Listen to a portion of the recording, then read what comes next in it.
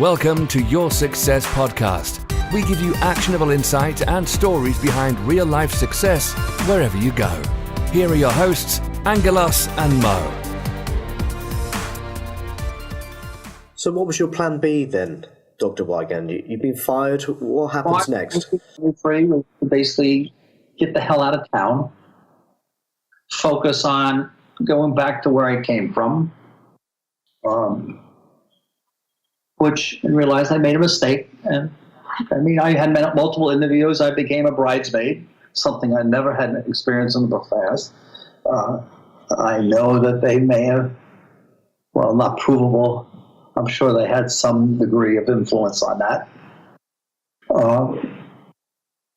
And I just, in March of 1993, decided just to get on with my life and forget it. Even though I had a wealth of knowledge that could be used to help save lives. My intent was to keep my family out of harm's way. And then things come rolling around, and I'm approached in 1993, early 1994, if I could do for CBS 60 Minutes an analysis of documents that had been nailed by Mr. Butts to Lowell Bergman, who was a producer at 60 Minutes. And could I be hired to do the work? And I said, yes, I can. Nobody can stop me from using my scientific education or my capacity. As long as you don't ask me about B&W, I won't tell you about B&W. And so I left. So I did and then I saw that this was on a fire-safe cigarette, or reduced ignition propensity cigarette. Cigarettes cause roughly about 1,200 deaths per year, and are the single largest contributor to fires. And I read it and organized the documents. It became a 60 Minutes expose, report. And what really bothered me in the whole going through the documents is I saw people's names on it I knew. From Philip Morris, from Laura, from RJR. And what really was the icing on the cake was in June of 1984, Philip Morris had developed and tested a fire-safe cigarette, reduced ignition propensity cigarette, that looked like a Marlboro, tasted like a Marlboro, cost no more than a Marlboro, and self-extinguished when not being smoked. Because there were no laws or rules at the time to make them a moral decision maker, they put it on the shelf and they called it Hamlet, to burn or not to burn. And so this is a part of, another part into the evolving epiphany. It bothered me. Then in April of 94, the 7 CEOs got up in front of Congress, and I knew Mr. Sanford lied. So the seven CEOs of the tobacco companies, all major tobacco companies, were called to Congress and were testifying. That's the Twinkie comment of earlier in the conversation. That bothered me. And I had then also in January that year was leveraged into, or I guess leverage, that's the right word, into signing a new agreement, a non-disclosure agreement, that they forgot in my termination package that was negotiated by myself in June of 94 to include. And so they stopped my salary continuation, negotiated, that was the contract. They stopped my health care benefits. It's just how I signed this agreement. So what triggered them to create this new agreement? Did they get wind of you working as an analyst for 60 Minutes? What was it that... I don't know something triggered them. they were not happy that I was talking to prospective employers. And I was being honest with it. What's my salary? What did I do? What my issues are? I mean, I had either I disclose it or it's going to be disclosed elsewhere. So I'm pretty much upfront. I mean, it's better to be, disclose and complete rather than have them find out and they come back and ask, why did you not disclose it? So it just disrupts the trust level in an interview and in the hiring process. Yeah. And just so we're clear, you didn't approach 60 Minutes, they approached you. And you were very clear that you would be able to help in the scientific capacity, but you wouldn't reveal any information about your previous employer. That's correct. And that was documented by letter. I was paid healthily for it. I was paid more than $12,000, and I became integrally part of the whole 60 Minutes things on fire-safe cigarettes or reduced ignition propensity cigarettes, which aired in, I guess, February, March of 94. I have had numerous contacts from people, lawyers, and prior to the April 1994 testimony, Henry Waxman's office was contacting me to ask if I could help Congress develop the questions for the 7 CEOs. So who's Henry Waxman? He was a congressman. Right, okay. He's the noted Waxman hearings of April of 94. And I said, sure. However, let me surprise you that I do have this restricted agreement that I need an instrument of law, i.e. a subpoena, to help you. But So can a subpoena override a confidentiality agreement? Yes, it can. Because within the agreement I signed, this language is specifically an instrument of law, i.e. subpoena. Yep. And so I reported to the company. Subsequent to that, in April, I received 2 death threats, not directed at me, but directed at my children.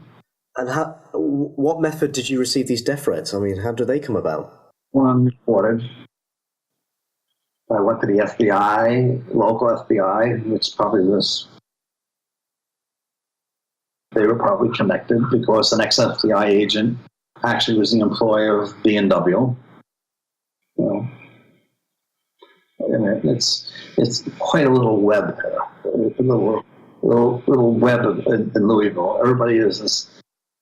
They were the major employer. They a large contributor to charitable endeavors, Boy Scouts. I mean, you name it, they are. So just very quickly then, because not a lot of us get death threats, and I hope that we don't. But how did you feel when your family was threatened? Did it make you want to shut down, or did you want to come out fighting? I think a combination thereof, both. I started carrying a legal handgun. And anybody that tried to hurt my girls was going to get hurt. Seriously. I was going to protect my family. Then came the 7 CEOs testimony, which just kind of added more fuel to the fire. And then I'm contacted by the FDA, by a fellow by the name of Jack Mitchell, who is in charge of the Office of Special Investigators, and asked if I would help the FDA. I said, hell yeah. But let me tell you. I gave him and he said, well, we'll get you an anonymous name. You don't have to sign in. And I said, well, furthermore, I'm not going to talk to Joe Blow in the guts of the organization. I'm going to talk to the commissioner. I'm not going to talk at all. And so that was arranged. And so I briefed directly on a daily basis, on a routine basis, David Kessler on ammonia chemistry, additives, cigarette design, FTC method, I mean, you name it, I did it for them. And then I helped them and helped Kessler by reviewing the jurisdictional document and help them dot some I's and cross some T's. But I did that on a completely confident. My code name there was research. I would go in and out, unmarked. I never signed in. I went directly to the commissioner's office and basically gave him the roadmap to genetic engineering of tobacco leaf and how it was being smuggled in and out. I mean, so I gave him enough information, probably violated my confidentiality agreement, but at that time I thought what I was doing and violating the agreement had a higher order of value in a hierarchy of that life and health trump a fraudulent and agreement. That confidentiality agreement was extorted from me because they held my child's health care benefits as the lever. So now I'm just keep on moving and moving and moving along. Yet I have not decided to be public. And then after the testimony of the CEOs and working with the FDA, I now got involved in the ABC Philip Morris $10 billion libel case. And can you just tell us something about that very quickly for those of us who don't know what happened? ABC aired a piece on national television that said that cigarettes were spiked with nicotine and nicotine was addictive. When I met with ABC prior to them releasing it, I told them, don't use the inflammatory word spiked, use the word manipulate, and I think you'll get away with it. Well, day one, which was the broadcast, chose to go with spike, which was more sizzling, and they got sued. Then they retained me through the law firm of Wilmer, Cutler, and Pickering to be their expert. And I was the senior, I guess, I was the highest level of experts. I got to see all the documents from Philip Morris, even the ones that were privileged. And you take off the heading, this is Philip Morris Inc. or RJR Inc. or A&W or whatever, you just take off the heading and they're the same thing. Yeah. They are no different. They were engaged in active fraud. Fraud means misrepresenting the truth. And that case came around in August of 1995. In June of 1995, I became a referee for 7 JAMA articles, which were the Merrill Williams papers that were stolen from B&W that made their way to UCSF, to Stanton Glantz. He was publishing it in JAMA, Journal of American Medical Association. They came to me and asked me to referee the validity of the documents. And I went through the documents, and I went through what was in it, and many of the things that I asked to see and would do were in those documents, and I validated them, and the articles were published with very little change. Okay, and they became the subject of the book, The Cigarette Papers by Glantz et al. And on August 5th of 1995, I had maintained my relationship with CBS 60 Minutes and Lowell Bergman, and I decided that I needed to take this public. I needed to take it in a manner that provided me protection. So if you go to 60 Minutes, who I knew and felt comfortable with, I would have good public support. I would also have their backing, because they do a very good job in terms of vetting their reports or episodes. I'm not quite sure which were segments. And I gave them the full 9 yards. And the risk to yourself was breaking your confidentiality agreement and it just didn't matter. You could potentially face mega lawsuits, imprisonment potentially. No, but I mean, I knew at the time it was the right decision. It was something that I had been breaking the agreement secretly by working for ABC and working for 60 Minutes, and then what I did with the FDA, and then what I did with the U.S. Congress, and then what I was doing with the DOJ, and I mean, everything I had done up to that day was essentially breaking the agreement. But the agreement was an agreement that was an extortion agreement. Therefore, it would never held up in court anyway. And I felt that I had, by coming public and what I knew and what I could bring, would change the dynamics of the tobacco industry. And it did. It started it. So you recorded the 60-minute segment. August 5th, 1995, with proviso that I had custody and control of the interview. They couldn't release the interview to the public until I had got appropriate condition on financial. I got out of Louisville, Kentucky with my family, and had a lawyer that would represent me, because I know now I definitely will going to need a lawyer, because now I'm blatantly stuffing it to him. And you don't take on the tobacco industry without fear of consequences, right? Yeah, I already known then that I was being followed. I mean, I knew that they were involved in my job search. I knew they were, their fingers were everywhere, but I couldn't prove a damn thing. I had gone back to school and started getting a master's of arts and teaching and science and Japanese. So I had been pursuing other avenues. I didn't want to. My wife and I didn't want to pull the kids out of school and relocate them, and then relocate them again if I got a job. So I decided to add to my academic credentials, my professional credentials, by getting another master's degree. I went ahead and did that. And the August 5th interview, as everybody knows, was trashed by corporate CBS. Can you tell us a little bit about why it got trashed? I mean, this is very unusual for 60 Minutes. Well, 60 Minutes didn't trash it. CBS trashed it because it's in the process of being acquired by Westinghouse. One of the principal owners of the CBS network and Lowe's Corporation was Lawrence Tisch, and Andrew Tisch was one of the CEOs at the April 1994 Raising the Right Hand. I will not lie. Right.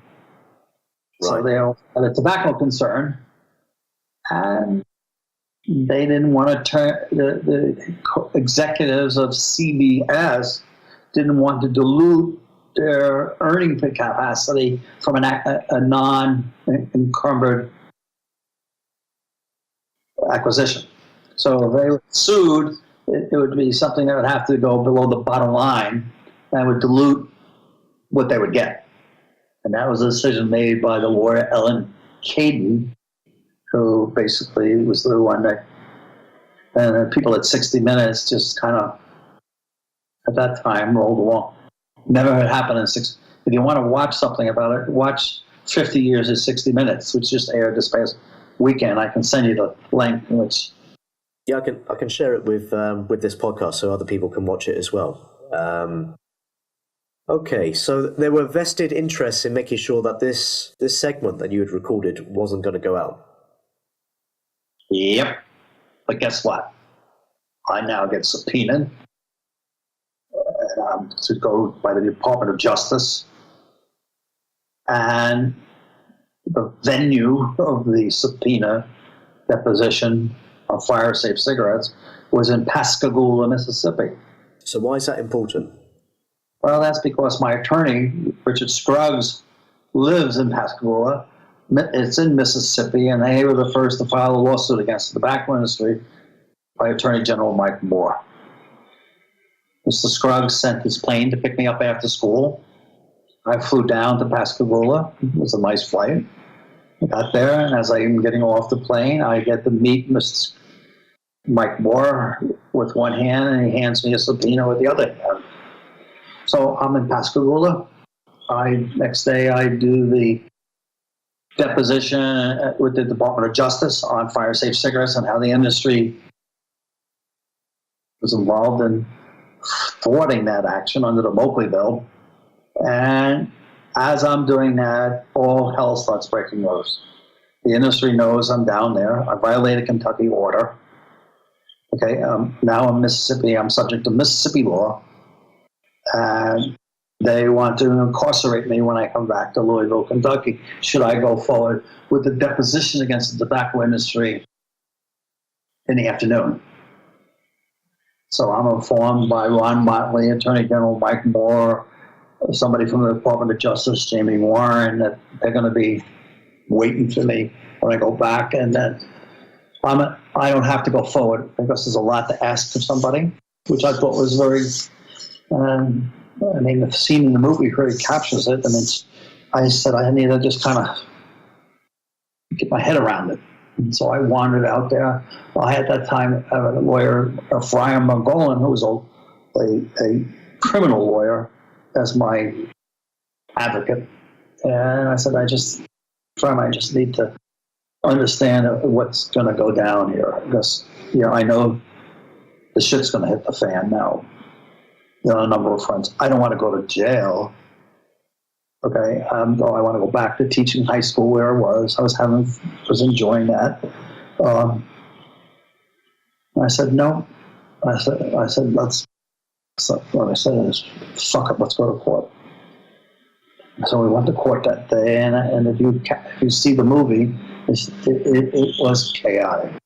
And all the night before, unsettling things were going on. I mean, in Scruggs' home, where I stayed that night, it was patrolled by armed Mississippi State troopers all night long because of the threats that were going on.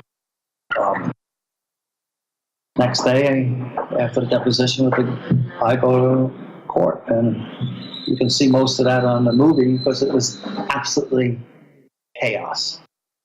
They had 1,800 tobacco lawyers, and it was me and Ron Motley. And Ron Motley just wouldn't take any of their garbage, just went ahead, got on the record what was needed to be on the record, got out that afternoon, got back on a plane, and instead of going back to Louisville with the plane, I went to Frankfurt, a different airport, Bowman Airfield, I'm sorry, Bowman.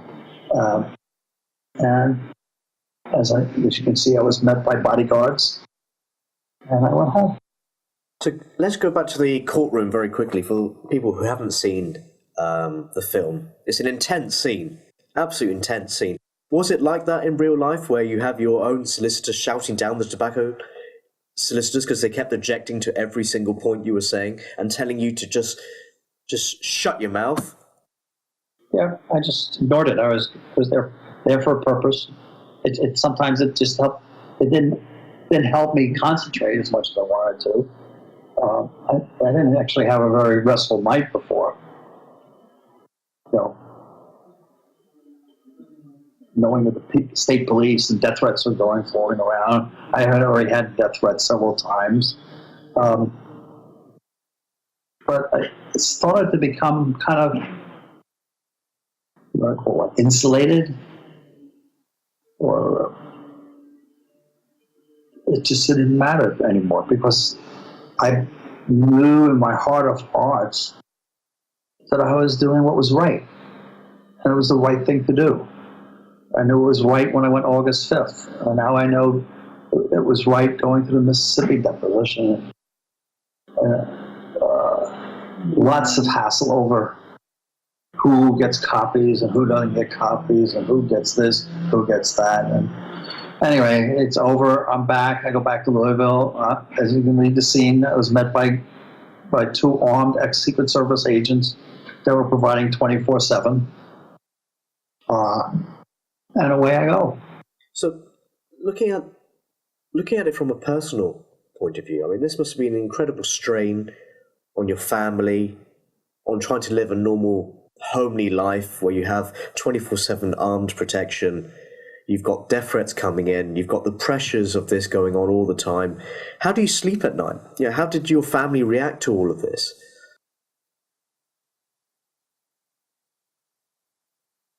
Well, they knew what I was doing. I mean, I didn't just do this in a vacuum. I tried to explain to my young daughters that what was going on and what Dad was doing. I'm sure they didn't like people escorting them out for a bicycle ride or going to Girl Scouts or whatever kids did. I mean, it was great in school. The 156 kids I was teaching were a sense of daily moral support. The teachers were. I had my cadre of supporters. I also had people that wanted to rip me apart in Louisville. I mean, they always wanted to pick a fight with me, whether I'm in a restaurant or I'm in Staples or Home Depot or wherever it was. But by then, I knew that I was on the side of right, and that it would do what I wanted to do, change the way the tobacco industry operates. And it did. It started the whole process of denormalizing tobacco. Well, testimony was sealed. I mean, nobody could have it unless they were a primary litigant in the process. It made its way somehow to the Wall Street Journal, and the Wall Street Journal published the complete testimony under the threat of being sued. They basically told the tobacco industry to go stuff it, and they published it. And that created problems. The industry amassed a 500-page dossier on my misbehavior, my 50 years of living on Earth, and the Wall Street Journal then debugged that and said it was a smear campaign. So the Wall Street Journal, which is the bastion of business reporting, was a stalwart supporter of me. In fact, so I helped the Wall Street Journal navigate the documents as they were coming out, as well as the Washington Post, Phil Hicks at the New York Times. I mean, Myron Levine at the LA Times. All of them now kind of asked me, here's a document, what does it mean? What's this code word mean? And I was actively involved in doing that, as well as teaching science and Japanese at DuPont Manual High School. Whoever it was it the solicitors acting for the tobacco companies who put together this 500-page document on every time that you, did something wrong? What's it like having a smear campaign? I knew they were going to do something. I knew I had protection from Scruggs and Motley, my attorneys in the school. And basically, what the Wall Street Journal did say it was just fabricated BS. And, that was the saving grace. I mean, if the Wall Street Journal didn't, I'm sure it would have become more gravitas. But it didn't. Yeah. So, well done to those guys for sticking their necks out. And it was just done sloppy. Yeah. I mean, I had dates wrong. I had issues wrong. I mean, it was just adding more and more to the explosion that's going to happen. And that was in January of 1996. 96. And that year was interesting. It was National Teacher of the Year. Not just Kentucky, National Teacher of the Year. Lots of good things happened. Lots of support out of the school administration. It was, I got served with divorce papers in January. I was forced to move out of the house because I was a threat to the house. My ex-wife was cooperating with the tobacco industry, which really was a gut-wrenching. That's a betrayal and a half, isn't it? Yeah. That one went deep because I always felt my home was sort of that sacred place of safety. find out that she was helping them. I just...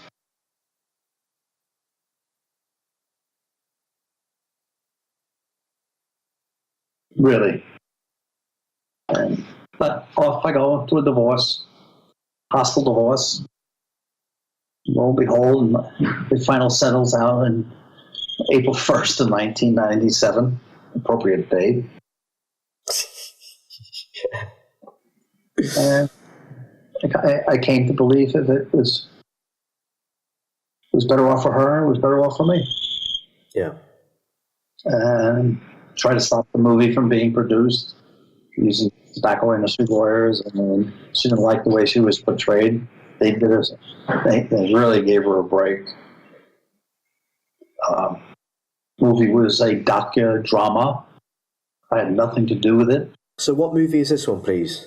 The Insider. Oh, so this is The Insider back, and when did that start pre-production? I don't know when it started, but I was invited that I brought my daughters with me to see it in California in June of 97, October of 97, it was released. It was a sort of pre-production, which didn't have all of the dressing on it. And it was nominated for 7 Academy Awards, got none. It was produced by Disney, who was part of the original ABC litigation, who bought ABC in August of 95. Lots of details. I mean, it's impossible for me to take through. And someday I need to write a book or have somebody help me write a book. Because I'm not good at writing these kind of things. I need to tell somebody and they need to construct it for me. But it needs to be written. I've written things for whistleblowers and talks about why people should do it and what the value of it is, how you attain integrity in your life, which I believe I've done. I believe my actions have saved lives more than I've done as a physician. And that's what I wanted to do with a safer cigarette, is save lives. With reference today that one cigarette, the nicotine, is a predictor of heart disease and stroke, is very true. Nicotine is an active ingredient. I shouldn't say an active ingredient in tobacco, but it is a integral factor in heart disease and atherosclerosis, heart attack, and cerebral vascular events. So, things have changed. I've worked for the Minister of Health for Canada, changed that. I worked for WHO. I worked for CDC. So I keep it. I'm sure you're aware now that suing the tobacco industry in Holland in the criminal court. I think I sent you that link in English, subtitled. And that's been exported to Israel, to Finland, and the wheel keeps on turning. What goes around comes around. So what's your prediction then? Where do you see us versus the tobacco industry in, say, 10, 20, 50 years? Is there an end? Is there a hope in sight where perhaps one day we are without tobacco? Or do you think it'll always be with us? I don't think I'm going to see in my lifetime what I expect. That is a fully regulated. As long as there's developing countries that have majority of the targets less educated, there is unrestricted import and regulatory framework in these developing countries, the industry will continue to prey on the young and those that meet their cryo. We don't sell this shit reserved for the dumb, the black, the ignorant, the poor. That's their quote, not mine, but that's their quote. That's in the Federal Register. They they will continue. I mean, I am disappointed that the UK has accepted that e-cigarettes with nicotine delivery are safe. So e-cigarettes, I'm glad you touched on this because it's the new fad, right? Everyone's in the street now, letting off these massive clouds of vapor, and it's the new safe alternative to cigarettes. Can you just enlighten us a little bit about what they are? There are studies that say that it's a health risk. There is no clinical data whatsoever that demonstrates the level of safety in terms of health risk. It's been sold healthier. Yeah, there's burning versus very hot, but it still has nicotine in it. Nicotine is a potential co-carcinogen. Nicotine is involved infinitely in cardiovascular diseases. So I mean, I think it's a human experiment that people in the UK or scientists or health welcome that risk. Okay, and now they're welcoming the IQ pharmacological regulatory data that says that it's good for cessation. So we have effective and known approved cessation devices and approaches that work. Some people can do it cold turkey, tough, but not a majority of people can't do it. Some people need some pharmacological help. Some people who smoke a pack a day do this process. You smoke 20 cigarettes and you take 10 puffs. You do this physical process, and then you get the lip stimulation, and that tends to be a very erotic touching, just like kissing. And so the whole process of cessation involves many parameters, not just the pharmacological removal of nicotine, either gradually or through a pharmacological act, but you need to change some behavior mechanism. I have it every morning after coffee. I have it every night before I go to bed. I can't quit. I need it. Well, you need to take that. You need to reset the start. And these are people that generally started smoking when they're 10, 12, 13, 14 years old. I want to quit, but the grasp of nicotine is more fastidious in terms of its grasp than heroin or cocaine. It's easier for me to treat somebody with a heroin and cocaine addiction than it is for nicotine. Watch the ritual of a cigarette smoker. Go to wherever you go. Watch the ritual. Out comes the pack, and play with the pack a little bit, so you get some pleasure there. Taking the cigarette out, packing it down, then looking at it, and then there's lip release on the cigarette so it doesn't stick to your lips. Okay. And then lighting it. And then the first puff is oh yes, withdrawal is gone, I feel better. It's exactly how it works. And then as they start smoking down the 8 or 10 puffs out of their cigarette, they start feeling better. And now at 30 minutes, 45 minutes, an hour later, the withdrawal now, the titer in the blood starts dropping below, and the brain says, feed me, I need something, or I'm going to make you feel very uncomfortable. And then you have another one, and you have another one. And now people say, well, if you have an e-cigarette, you can get your nicotine safely. Well, what about all the people that it's not safe, one. What about all the people around you that get the particle distribution that's great? Nicotine, you exhale or they don't exhale. Why do you see all the smoke around them? What is in that smoke? Is it safe for other people to breathe? And the answer to that is no. That's why it's being banned in many places, the same as cigarettes. For people in the UK using e-cigarettes, primarily because the people have bought the bullshit that it's safer and it can work for cessation. It doesn't helpful for cessation. You need to get nicotine out of the system. And e-cigarettes have nicotine ranges anywhere between 0 and 50 milligrams. So you can get quite a kill. Plus, there is a safety issue with children. It also explodes. Okay, it also explodes. Yeah. At the same time, you can have an explosion. You can have a fix of nicotine and whatever.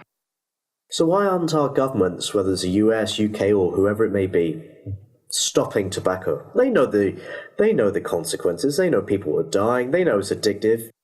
You know what this is? Money. Yeah. Every time a pack of cigarettes sold in the UK gets what? Tax on it and money. Every time somebody buys a pack of cigarettes, it's a money exchange. Now, if the EU continues as is, and I have some degree of influence on that, you're not going to be able to smoke too many different ways in the European Union countries. If this lawsuit in Holland continues as the expected endpoint, there is a criminal issue. Criminal means you don't pay, you stay. You stay in jail. Okay, that's a way of denormalizing cigarettes, tobacco. And much of what I've done over the last 15 to 20 years is denormalize tobacco. Take it out of its normal accepted use and put it where it belongs. When use is intended, kills the user as well as the innocent bystander. It can't be much simpler than that. Yeah. It is a killer. It's an instrument that's sold knowingly. The industry knows that the user, which they gain money profit from, will lose their health and die. Watch the Dutch video of people that got COPD, chronic obstructive pulmonary disease, that their lungs now become concrete and they can't breathe. Or the tumors in various parts of the body, mainly the lung, and spread to the bone and spread other places. Impotence. I mean, there's just a whole litany of diseases that have been characterized since 1964 that have come from the use of tobacco products associated with nicotine and all its ancillary junk, the negative baggage that comes with it, whether it's in snuff, e-cigarette, heat not burn, or quote IQOS, or e-cigarette, they all carry with it the risk. And the problem is those that are using it assume the risk without the information. Yeah. Hasn't been full disclosure by the marketers of e-cigarettes. And I don't know, was it Blue? Where they advertise little girls in bikinis? It doesn't hurt anybody, and you can smoke it around anybody, and there's no harm associated with what's exhaled. And so somebody smokes an e-cigarette in a bar or somewhere, and there's other people who are non-smokers. Are they going to get the particulate matter associated with it? Are they going to get the nicotine in the air that is not totally absorbed by the body? The person uses. Yes, and yeah. Is it going to stay in that enclosure until there's enough air exchange that it's gone? Yeah. I'm disappointed in the UK government and some of the people that are pro. I mean, I think it's just bad decision making. And I'm not going to name the people that I've debated with over this. So can you tell us a little bit about Smoke-Free Kids and what you do with that, please? The intent of Smoke-Free Kids is for me to use my knowledge and experience to work with children and give them opportunity and enabling knowledge not to be duped and tricked by the tobacco industry. And I work from the first grade all the way through colleges and medical school and law schools. So everybody. So some of it is prevention, some of it is cessation, but that's how I work with children and some adults. Second is to use my knowledge to help affect policy changes like smoke-free environments, taxation, what's used in the thing, elimination of menthol, things like that. So I work with governments in the EU, or Malta, Iceland. You know how you got Smoke-Free Ireland? Michael Martin. Guess who was involved with it? Okay. So who got smoke-free New York City. I was involved in it. Fire-safe cigarettes in New York State. I was involved in it. So, I mean, I continue to do what I can do to denormalize it. Yeah. So you're still disrupting, even 30 years on, really. Is it 30 years? I don't know. Makes me seem old. Yeah, that is my job is not done. My job will be done probably when I'm done, and I pass on the capacity and the knowledge I have acquired, not only while being the senior executive in the world's second largest tobacco concern, but also all the knowledge I've gained by autodidactic processes. So, I mean, I am the expert's expert. People come to me every day. I mean, I have children come to me for National History Month or Day or whatever it is to do a project on it. I mean, I get tens of them that want to talk to me, like you. You seem to be able to carry on more than 10 minutes, though. Usurper of my time. I mean, I hope, when I have a elected official like Alan Rock, who is the Minister of Health of Canada, willing to use his political capital to change the dynamics of tobacco in Canada, guess what? Things happen. And what started with Alan Rock has continued, has changed the dynamics and prevalence of tobacco use in Canada from the 20% down to almost single digits. That's lives that are saved. That's costs that are saved in terms of treating these people.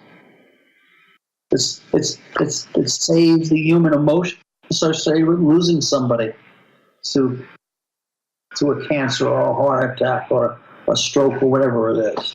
Yeah. So do you feel that being a whistleblower is harder these days than compared to when you did it yourself? I don't know. I talk to many whistleblowers on a daily, sometimes, but most certainly on a weekly, monthly basis. And, it's not a decision that you need to make lightly. You need to go through the calculus of what the consequences are, personally, professionally, and family.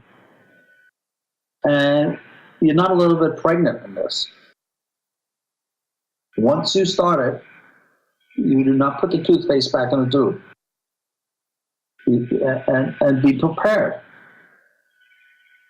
Because the onslaught, depending on who it is going to come. Because if you become the lone wolf, crying wolf, they're going to try to stomp you out. I'm very fortunate that I had the students, I had the education, I had the people in the Justice Department, the FBI, DEA, judges, lawyers, all protect me. It was the ideal time. It could have been better. Yeah. It was important. How would you like to be remembered? Was all the sacrifice worth it? Oh, yeah. In a heartbeat. And now the sacrifice is very remote, and the benefits of it are. I don't know if you can see the back wall. I've gone to Croatia, okay, and gotten a medal from the president of Croatia. Heroism. I don't like that because I believe that I'm not heroic in what I did. I did what was called the right thing. I'm not sure whether we have somebody who is moral and had integrity. Yeah. Okay? And that's something that, I think I'm a model for other people, good or bad. There is a certain degree of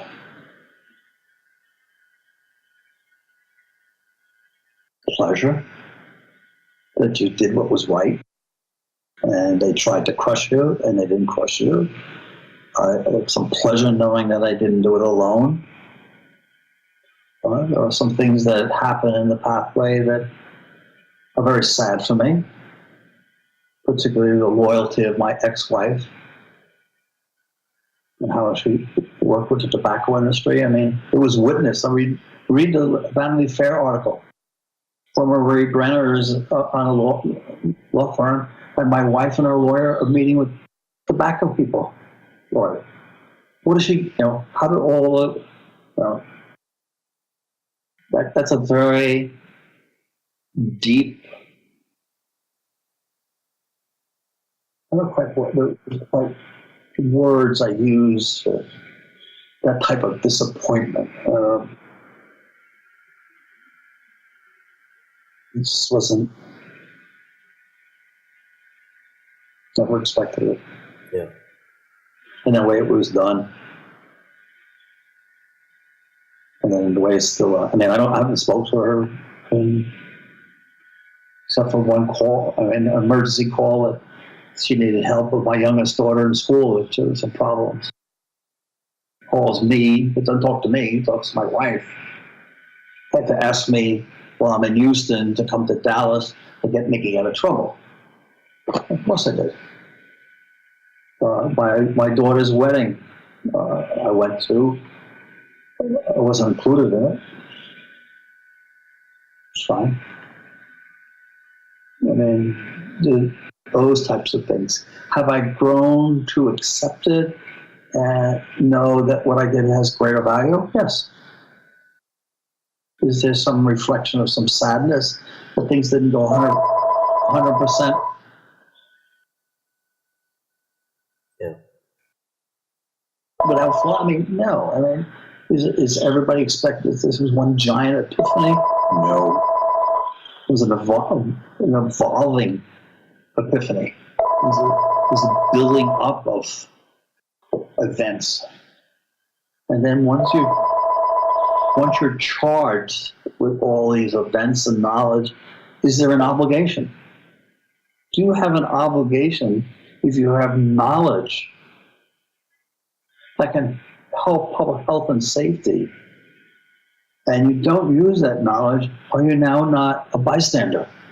And they're just as guilty by your silence as those that are actually doing it. You have a moral responsibility, right? Yeah. And I hope not to be recognized as a bystander. I took a stand. Do you have any advice for our listeners who might also be facing a difficult moral choice at the moment? Advice, think it through carefully. Make sure that it is the truth and the absolute truth, because truth will conquer all. It will survive time. If it's not the truth, you are going to get crucified. Be prepared with your family. You have a family. Don't steal documents from the company or the entity. Because then you're creating a crime already. And finally, what does success mean to you? I think I'm pretty successful now. I mean, I'm not finished. I mean, success is not a complete success. I mean, until such time as more restrictions on tobacco. We get Japan to go tobacco-free for the 2020 Olympics is a big priority for me right now. So, to be tobacco-free by 2020 in Japan? Yeah. That's an incredible goal. Yeah, well, I got lots of people are buying onto it. Yeah. I mean, we have people from all over the world coming to Japan, which is one of the signatures of the FCTC, Framework Convention for Tobacco Control, which is a WHO treaty, and they have not nationalized it. Mainly because JTI linked with the government, who owns part of it, 2/3 of it, just doesn't want to do what they signed on to do. So I work with doctors. I have been spending roughly 3 to 4 weeks a year in Japan. Going to schools, hospitals, doctors, universities. I've been inspired, and I'm sure people watching or listening to this at home will also feel the same. What's the best way for people to get in contact with you? Through my website. It's jwigand at jeffreywigand.com. Okay. And people can reach out to you there, send you messages, and just make contact, because you're a great guy. You really are. Some people say I'm not so great. Yeah, depending on which side of the fence your views are with tobacco, I can imagine. I just finished the case in Quebec, Canada, in which we've taken it all the way up to the Canadian Supreme Court several times. And the tobacco industry, all the companies in Canada have lost. And they've lost. They've lost. And every time the verdict comes out, they try for 3 judges. No, let's go to 5 judges. No, let's go to 7 judges. Let's go to the Supreme Court. Lost. Back. Sticks. So it's great. The Kessler thing. The DOJ. They are criminals. They have to put it out on TV, and they got to put it on the paper. We are criminals. We were adjudicated as criminals, just like the mafia, who kills with bullets. We kill with cigarettes. So, yeah, success. Piece by piece by piece by piece. It's a compounding effect, right? I mean, my intent is to keep the issues of the tobacco industry and how they operate, what they did, their fraudulent behavior that kills, constantly in the media. I need the media to constantly refresh people's memory. In 1995, 97, there were lots of things that people read every day. Today they can't. So I need to keep it in. Yeah. I mean, this whole litigation in Holland, I think I sent you the link in Dutch or in English, subtitle.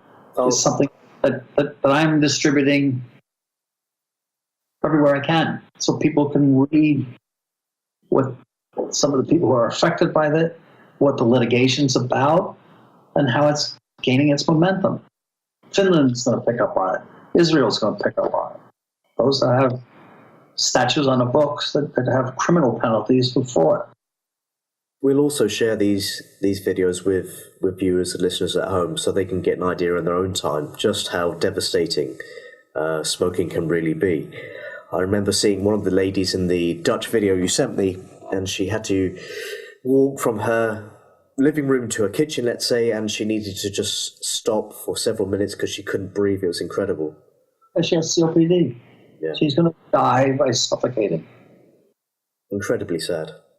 Slowly and surely, or ultimately her body will be deprived of oxygen, and then we all know what that happens. So I just want to throw a very cheeky last question at you. Kinky. Cheeky, kinky, whatever way you decide to look at it. Cheeky? I'll put my glasses on for this one. Okay. What's it like having Russell Crowe play you? I didn't choose him. But you must have met the guy beforehand. He's an Australian. Actually, he was a New Zealander. Yeah. Who thinks he's Australian now. I don't like some of his behavior, but I think he's a very talented actor. I mean, he got a golden, not a Golden Globe, an Oscar for showing his legs off in Gladiator. He didn't get it for his. We set him up for Gladiator. Yeah. The Insider. So he owes you, right? I don't think he owes me. I wouldn't say that. I mean, it's his skills and his. I mean, he met with me. He did it with integrity. He promised me that, and he lived up to that. So did Michael Mann and all the other people. Eric Roth, Christopher Plummer. It was great meeting those people. Yeah, I have to say. I mean, I didn't know Diane Benora. I mean, they did it. My mouth was getting dry. I mean, it put me on a different platform. that's how I got introduced to yourself watching The Insider. Incredible performances by Al Pacino, Russell Crowe, Christopher Plummer. My two favourite actors, Russell Crowe, Al Pacino, in one film together. Incredible performances. And it's based on... I got to attribute that to Michael Mann, the director, producer. This was funded by Disney. Yeah. You go back to the ABC litigation. Disney bought ABC. Yeah. Well, they did a great job. I mean, it was done with integrity. It's a docudrama, even though there are many parts of the movie that do not flow from the chronological events, but that each event is true. Yeah. I mean, I can't comment on what went on in 60 minutes firsthand. I get it by hearsay. It changed 60 minutes. So if you watched, did you watch, did I send you the link for 60 minutes? Yeah.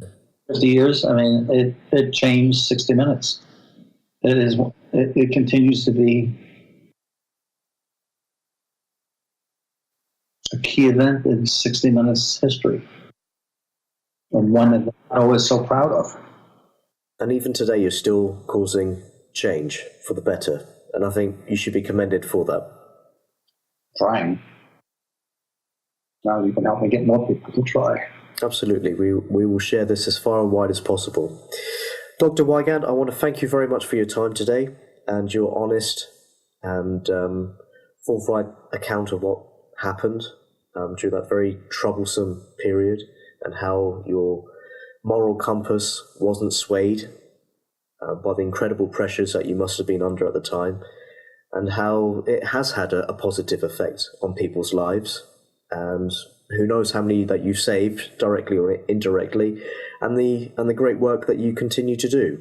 And that's both influencing government and making sure that the issues of tobacco are constantly in the media for all of us to be reminded of. I think it's something that people need to consider. They're very tricky, and they have lots of money. Yeah. And they have alternative facts. I like that. Fake news. But we have a Dr. Jeffrey Wigand in our pocket, so... Oh, yeah, and you have other people that I've talked to that can carry it. Wanda Decanter in Holland carries it. David Barnum in the UK, who takes on your folks everywhere. Cunningham in Canada, Alan Rock in Canada, around the Sonos in Japan, and Miyazaki's and the Rathbone in Japan. I mean, there are champions all over. Yeah. So thank you again, Dr. Wigand, for joining us today. Enjoy your dinner. Thank you. We want to know your thoughts and experiences on Dr. Wigand's inspiring story. Drop us an email on hello@pig.network, or get in touch on Facebook, Twitter, or Instagram. Thank you for listening to Pig Pods, your success podcast. Please click subscribe, leave us a review, and we look forward to your comments on the Pig Pod Facebook page or our YouTube channel. And see you again on the next exciting Pig Pod. You have been listening to Your Success Podcast. Click subscribe for more incredible content. More details can be found at www.yoursuccesspodcast.com.